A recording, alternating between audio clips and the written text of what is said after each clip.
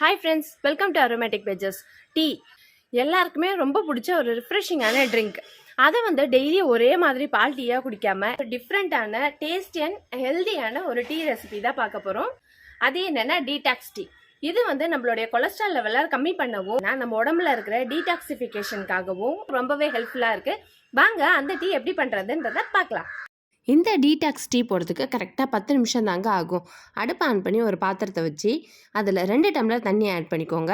தண்ணி நல்லா சூடாகி வரப்போகும்போது அதில் 1 ஸ்பூன் சீரகம், 1 ஸ்பூன் பெருஞ்சீரகம், 1 ஸ்பூன் பார்த்திங்கன்னா காஞ்ச கொத்தமல்லி, இது 3த்தையும் ஆட் பண்ணிவிட்டு நல்லா கலக்கி விட்டுட்டு ஒரு 3 துண்டு எலுமிச்சம்பழத்தை இது கூடவே ஆட் பண்ணி கரெக்டாக ஒரு 10 நிமிஷம் நல்லா கொதிக்க விடுங்க.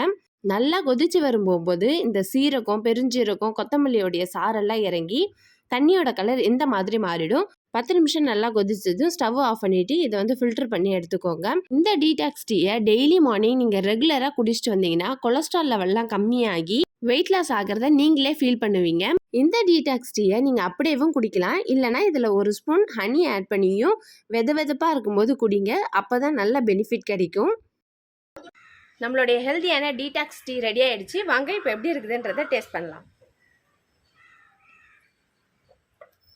அந்த சீரகம், கொத்தமல்லி, பெருஞ்சீரகத்தோட ஸ்மெல்லும் ரொம்ப அருமையாக வந்திருக்கு.